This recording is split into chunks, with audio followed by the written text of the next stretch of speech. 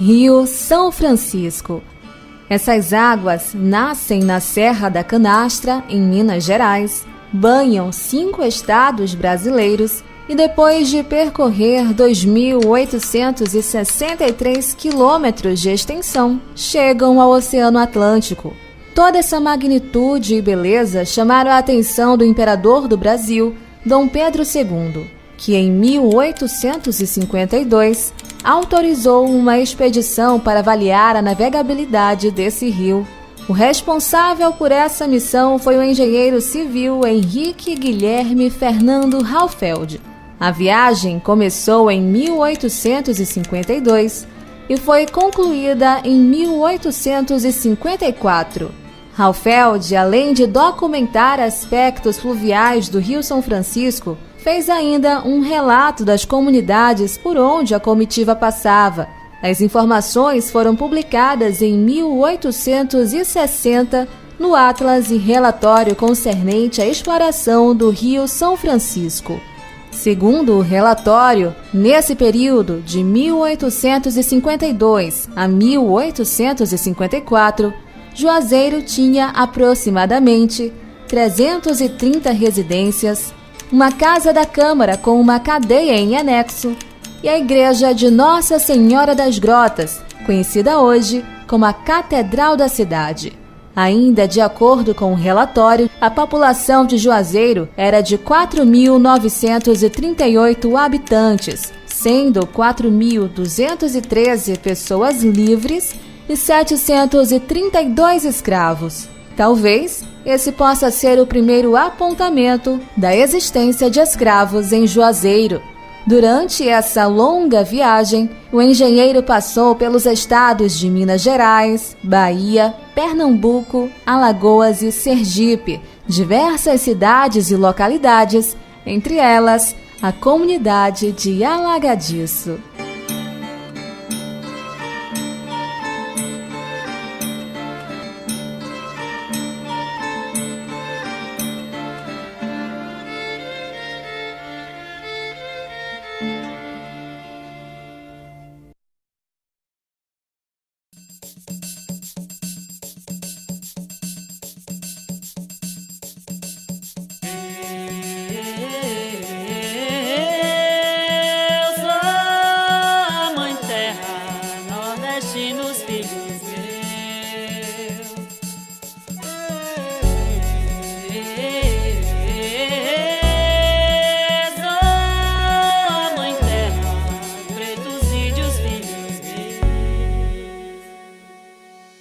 Força sinônimo, nome de anônimos, peleja, labuta bruta, somos fenômenos naturais, mais que braçais, mais sabedoria, link dos ancestrais, pele preta, traços fortes, paisagem cinza, calor nas mãos, dando luz à vida desde a criação.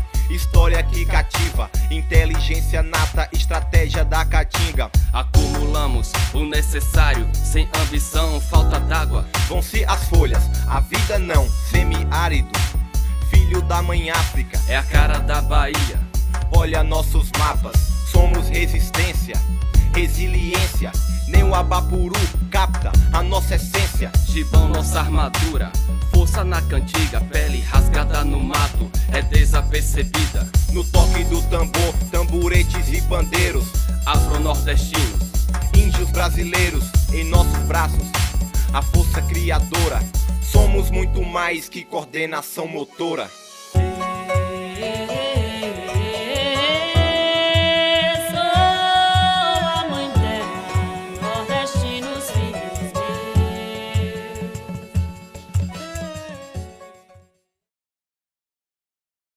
Aqui a comunidade de Alagadiço era os avós da gente, os pais, aqueles mais velhos, antigos. Moravam tudo lá no rio. Aí veio uma enchente muito grande, eu não sei o ano dessa enchente. Aí eles se mudaram para aqui. Era 2 casinhas. Aí, aqui era uma mata. Aí eles se mudaram, foi aumentando família e foi crescendo devagarzinho. E tá crescendo. Aí botaram esse nome aqui, Alagadiço. Ah, quando eu comecei a morar aqui, eu nem sei como é agora. O tempo. Tô sabendo, né? Desde criança que eu moro aqui. Nasci aqui, me criei aqui, então estou aqui. Aqui a gente já somos umas pessoas antigas, né? A gente já vem de avô, bisavó, tudo já. Porque minha avó mesmo quando ela morreu já tinha 109 anos. Já era nascida aqui.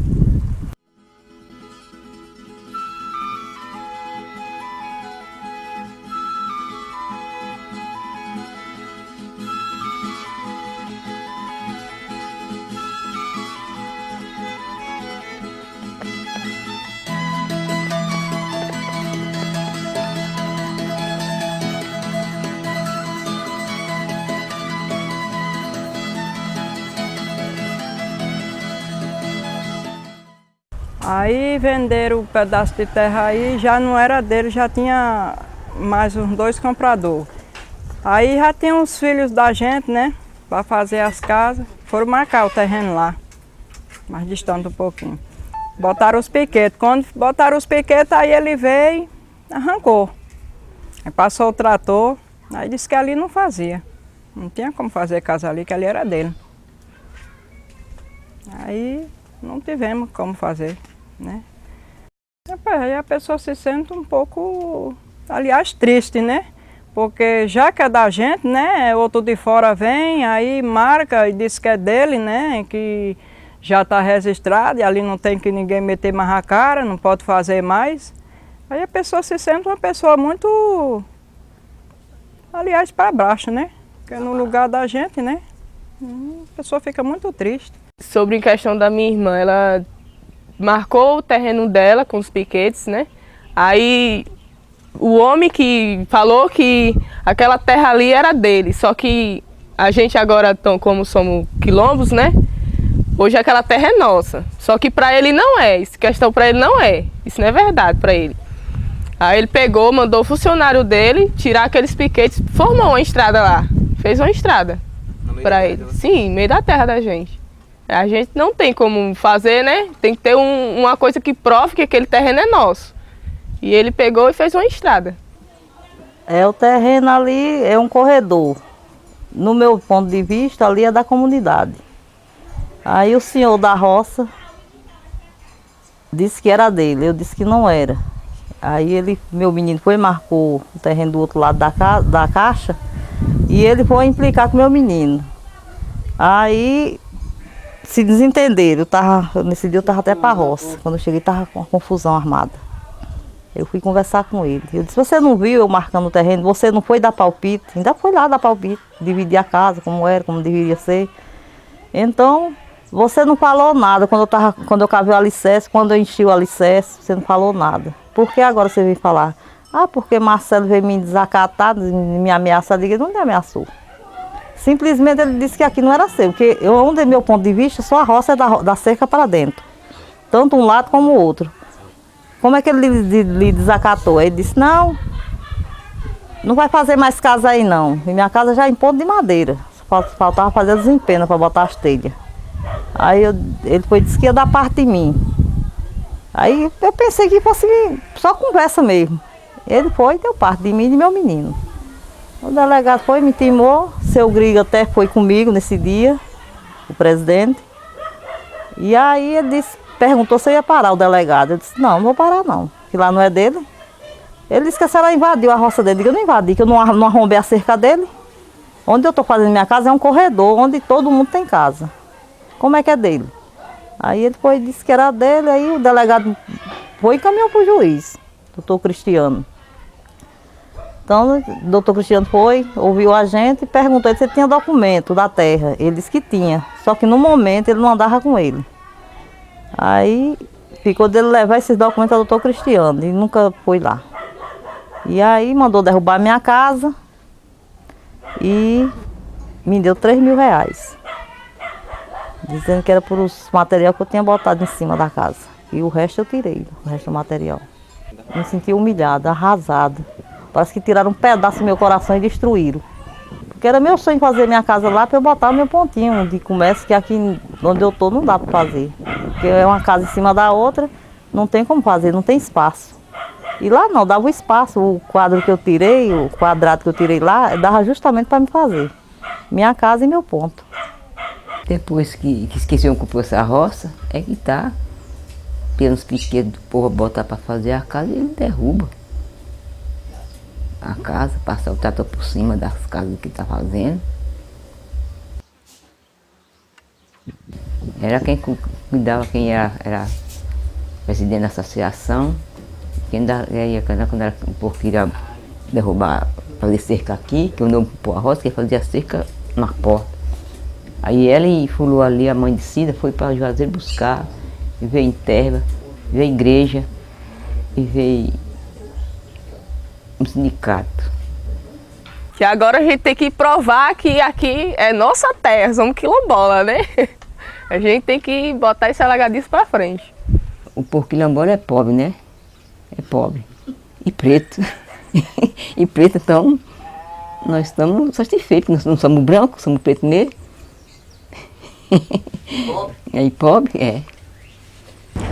Muito por conta dessa questão da escravidão, da origem escravocrata e do racismo, aí não só racismo institucional, do racismo como estruturante da sociedade, as pessoas que sofreram esse racismo, elas têm isso no seu corpo, na sua mentalidade, no seu histórico. Então, você se identificar como quilombo, como eu estava falando, como quilombola, é você assumir uma carga de prejuízo social, né, prejuízo simbólico.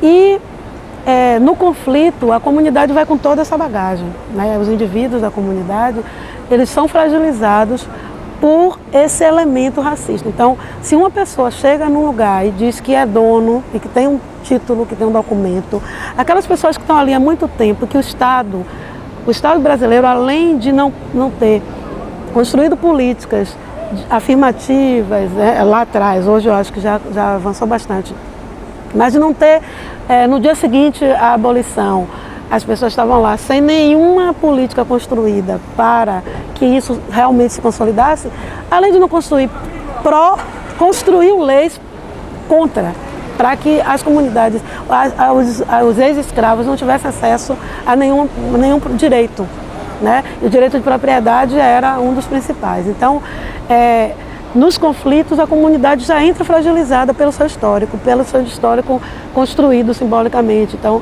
fragilizada por quê? Porque se alguém chega dizendo que tem um título, ela sabe que não tem. Ela pode nem ver o título da outra pessoa. Principalmente se o outro for branco e tiver posse, se for rico, a probabilidade de que ele tenha é maior do que a minha, que eu sei que eu não tenho. Então, o fato de saber que nunca teve direito nenhum acaba fazendo com que a comunidade se fragilize nesse embate, né? O cara chega lá com advogados, com não sei o quê, às vezes com a polícia, e diz: essa área é minha e tal, cerca, e a comunidade tem, no embate, ela já vai fragilizada. Depois tem as questões institucionais, né?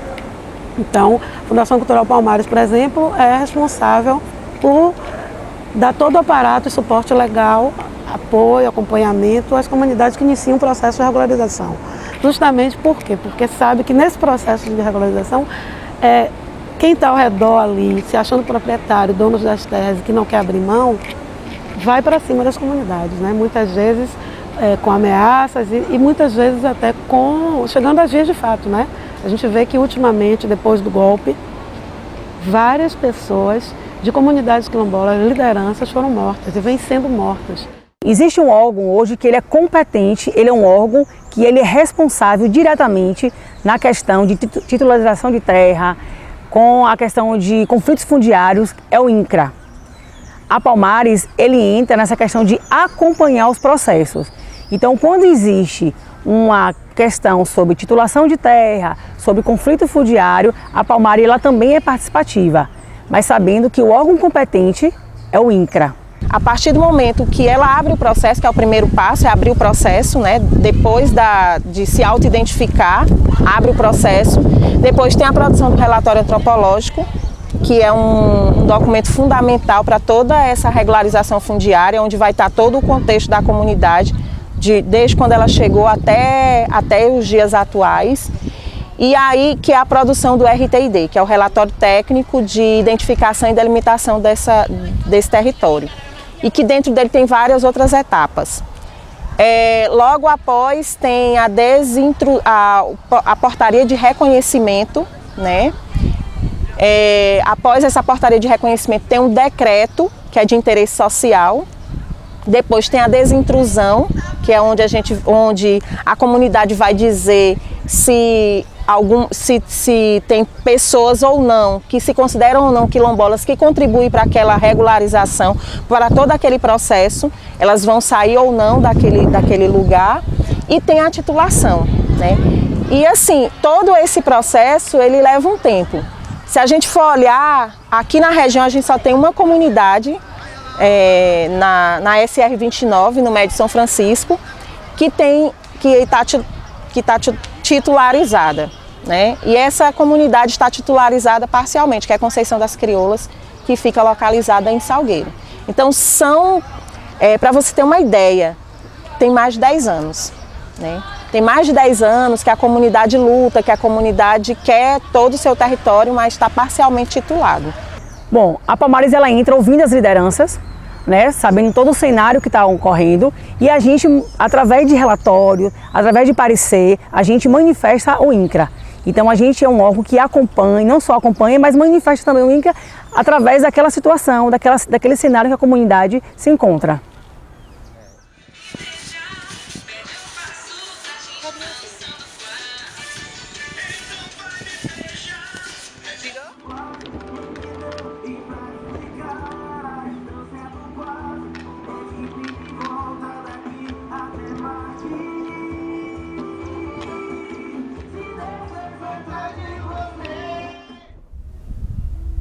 Isso começou que uma professora da UNEB começou a caminhar para aqui, para conhecer a comunidade, e procurou se tinha associação aqui, a gente disse que tinha.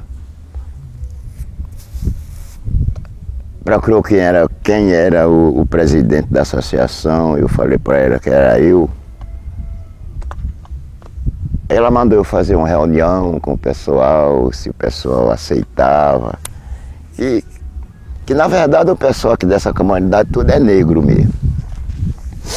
Se o pessoal aceitava passar associação para quilombola, eu fiz reunião com o pessoal que ela disse, associação quilombola, é mais fácil vir alguma coisa para vocês. Aí o povo aceitaram, já registramos, cadastrada, já é a primeira aqui no município de Juazeiro, de Juazeiro, a primeira registrada é essa aqui, registrada e certificada. Fez outro estatuto como quilombola. Aí fomos no cartório, registramos. Aí Márcia mandou os papéis lá para Salvador, para o negócio Palmário. Aí veio o certificado. A Fundação Cultural Palmares ela é um órgão vinculado ao Ministério da Cultura, desde 1988. Qual é a função, qual o papel da Palmares? É a preservação dos valores culturais, sociais, econômicos, decorrente à influência da formação da população negra. Então, nós somos hoje um órgão competente para formalizar, emitir a certidão de autodefinição quilombola, que nada mais é um documento que o Estado viabiliza para que cheguem as políticas públicas naquela comunidade. Essa certidão, ela para a comunidade ter acesso, ela precisa nada mais, nada menos, trazer as evidências do quilombo, das pessoas que viveram ali naquele quilombo. Então, uma ata de reunião, a própria associação ela pode ser parceira da comunidade, trazendo as evidências, né, comprovando que ali de fato é um quilombo, que existe uma história. Então, pode ser entregue tanto digitalmente, pelo nosso site, né, ou entregar na própria regional, que existe hoje em Salvador, que aqui encontra-se, a gente está nas mediações do IFAM. Após essa certificação de autodefinição quilombola, a gente entra como órgão, né, para trazer as políticas públicas para aquela comunidade. Na verdade, a gente formaliza aquilo de fato que eles são, né, que ali existe um quilombo, ali existe descendente de escravo, então o nosso papel é formalizar isso através do órgão hoje que é vinculado ao Ministério da Cultura. Então a Palmares, ela consegue dar desde uma assistência jurídica no âmbito nacional, como nós temos hoje uma procuradoria dentro da própria Palmares, até uma bolsa permanência, a uma cesta básica para aquela comunidade. A certificação ela é o primeiro momento da regularização fundiária, né? Vencida essa parte da regularização, da certificação, que demora um tempo em média para a Fundação Cultural Palmares instruir o processo, fazer a visita e emitir o certificado, um tempo de 40 a 50 dias. Recebida essa certificação, a comunidade encaminha um ofício ao órgão de terra, ou do Estado, ou do INCRA no caso, dependendo da área onde ela esteja. Se for área que tem indícios de devolutividade, são áreas estaduais, mas na maior parte dos casos eles sempre enviam um ofício com a cópia da certidão ao INCRA solicitando a regularização fundiária do seu território. Aí é um processo extremamente longo. O INCRA leva em torno de 10 anos para fazer uma titulação definitiva numa área quilombola. Isso é uma informação oficial nos passada pelo próprio órgão de terra. Porque o INCRA depois vai elaborar o que eles chamam de RTID, o Relatório Técnico de Identificação e Demarcação do Território Quilombola. É um documento extenso, com várias peças, um relatório antropológico, com plantas, relação de confrontantes, memorial descritivo, a relação dos quilombolas, dos que se autodeclaram quilombola. Então é um processo extremamente longo. Tem uma pesquisa cartorial que eles fazem para buscar a origem da terra, a dominialidade. Então é um processo longo. Depois da certificação, o próximo passo é solicitar ao órgão de terra a demarcação do seu território, que leva um tempo. Depois da elaboração do RTID, o INCRA publica essa peça, ele faz uma publicação e abre um tempo de 90 dias para contestação de particulares, de outras pessoas que, porventura, eles reclamem também porções daquele território. Fica em torno de 90 dias o processo aberto. Vencido esse prazo, tendo sido apresentada alguma contestação ou não, o INCRA vai fazer a análise para depois publicar uma portaria declarando aquele território como de interesse público para fins de regularização em nome da comunidade. Depois dessa portaria, é um decreto que vai desapropriar a área e informar que a área é da comunidade.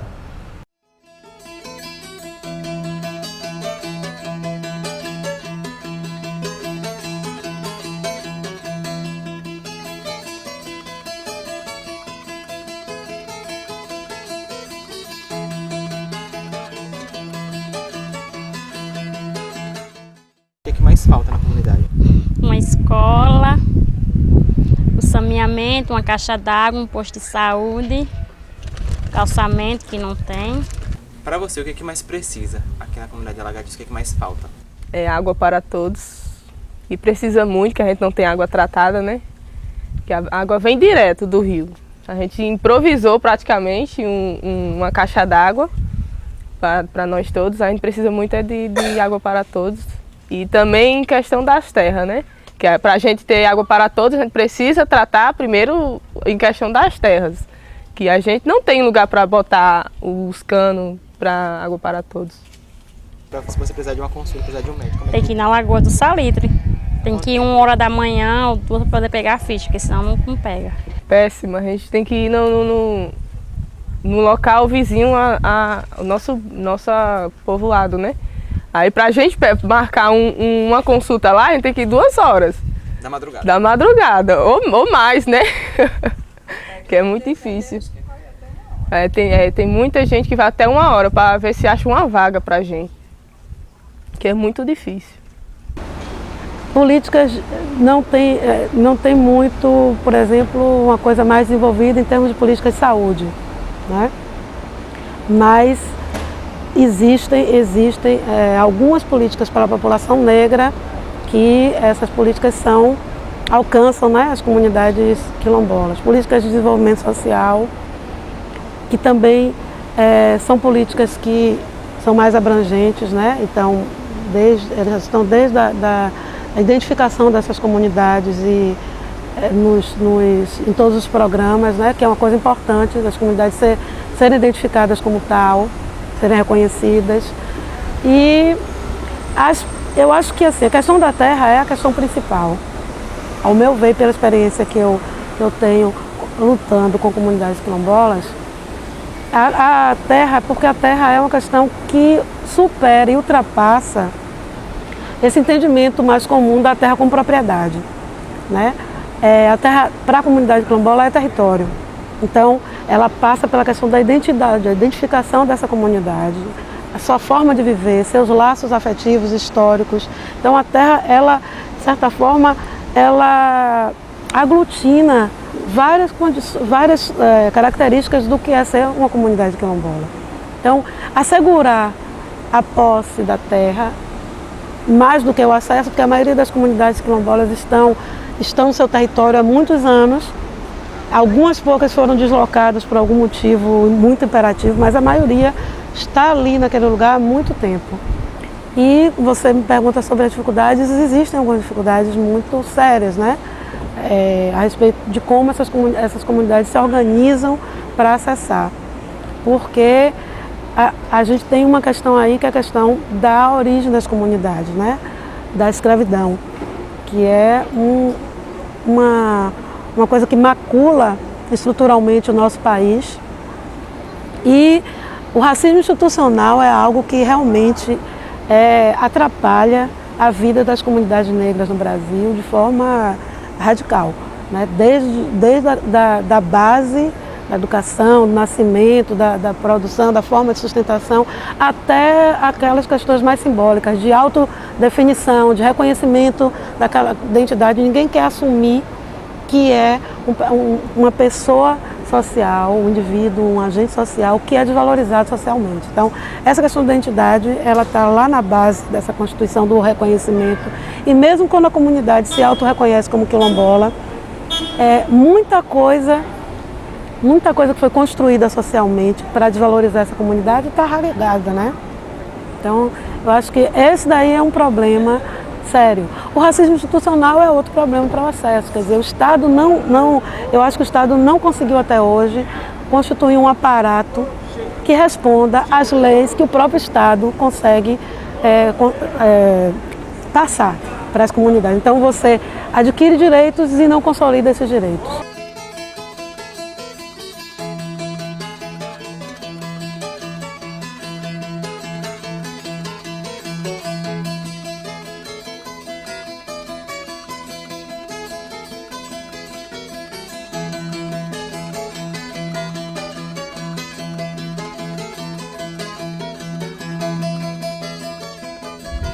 Eu trabalho pouco assim na roça, tenho umas ovelhinhas. Aí eu fico caçando uma raçãozinha na roça, um pastinho para botar para elas todos os dias. E aqui lá eu dou uma pescadinha no rio, que eu moro na beira do rio, São Francisco.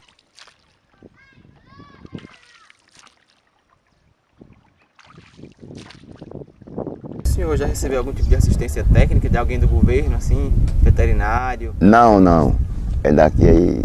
Até agora, esse momento, ainda não recebemos, não.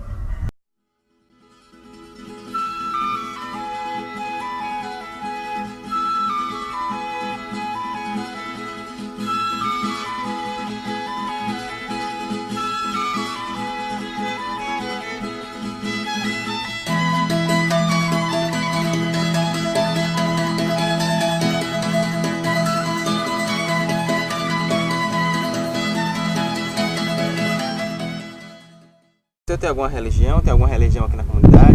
Não, aqui é só a Igreja Católica. Religião? Sim. Tem a católica, isso aí. Já teve alguma pessoa, tem alguma pessoa que reza, costuma rezar com folha, essas coisas? Assim? Sim. Tinha muito, mas morreu tudo. Os mais velhos, né? Mais velho, Tinha muito. Hoje mesmo estou precisando de uma reza assim, ó. não tem quem reze. Já teve alguma coisa de alguém trabalhar com terreiro, essas coisas? Gente que eu tenho, eu tive? Tem, eu tive. Tive e tem aí meus parentes que lá do que der. Trabalhar com terreiro? Tem, terreiro, no Bré, sim. Mas na comunidade não tem mais não? Aqui nunca teve não. Aqui nunca teve não, esse negócio de candomblé não. Só era mesmo lá. Já teve algum terreiro, dessas coisas de candomblé? Não, por aqui não. Aqui ainda não usei isso aqui não. Disso a maioria das comunidades quilombolas teve um terreiro, ou tem ainda e está aquela coisa escondida. Tem uma mãe de santo, tem essa história, né, no passado e muitas vezes ainda no presente de uma forma mais velada. A Igreja Católica, o convívio dessas religiões de matriz africana com a Igreja Católica é simbiótico.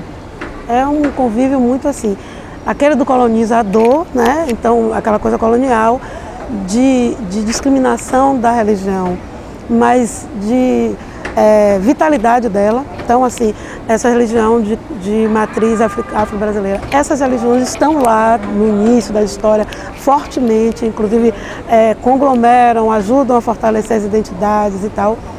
E as pessoas vão para a Igreja Católica e tranquilamente batizam essa família na Igreja Católica e festejam os santos católicos misturados até às vezes com os santos da religião. Dentro dos terreiros tem lá a imagem de Jesus Cristo, tem imagem de santos, mais de santos, né, dos santos católicos. Então, de Ansan tem lá a imagem de Santa Bárbara e tal. Agora, é uma relação de colonialismo, digamos assim, né? Então, a Igreja Católica está lá, como os padres não estão, os religiosos não estão, o pessoal vai, reza e tal. Tem muita igreja, vai velar de 3 em 3 meses e tal.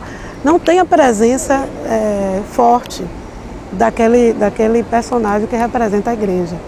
Mas a igreja é valorizada, a Igreja Católica, todo mundo batiza, não sei o quê.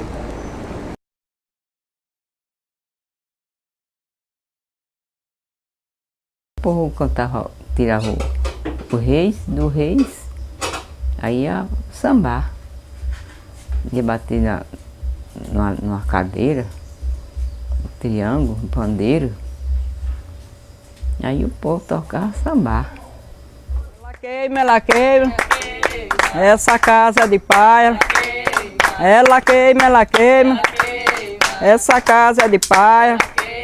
Ela queima, essa casa de palha. Ela queima, essa casa de palha. Ela queima. Ah, esses tempos que tinha os velhos mais vivos, a coisa é mais animada. Depois que eles morreram, ficou tudo. Não ficou bom não, ficou triste, porque quem mais era eles. Morreu ficou nós. Ainda fiquei na mesma pisada deles também, fazendo o sambinha deles. Mas tudo passa. Se o samba de velho aqui, a minha bisavó fazia o mês direto, né? Dia 6 de janeiro até o dia 30 de janeiro. Aí foi tempo que os mais velhos foram morrendo, aí já ficou essa juventude, ainda começamos ainda a fazer, né? Mas aí às vezes vinha gente, muita gente de fora aí, e a pessoa foi ficando um pouco assustada, e aí os mais novos, e aí acabou. A senhora lembra alguma música do samba? Se eu lembro? Sim. Eu esqueci. Só se eu me lembro assim, deixa eu ver se eu lembro aqui uma. É uma música antiga, que eu não estou mais nem lembrando mais. E só sei dessa, só me lembro mais dessa. Porque nós cantávamos. Papai, mamãe, nunca peguei no alheio. Quando a polícia chegar, tirei meu nome do meio. Aí agora tem no verso, não se tirar verso. Tem no verso.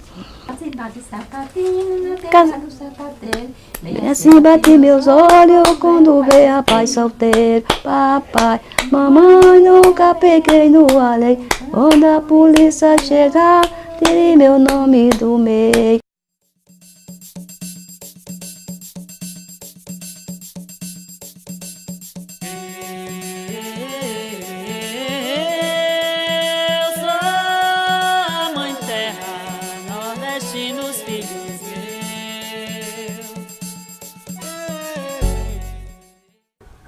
Eu quero no futuro que a comunidade seja tudo unido, tudo benfeitoria, tudo bonitinho, tudo legalizado, né?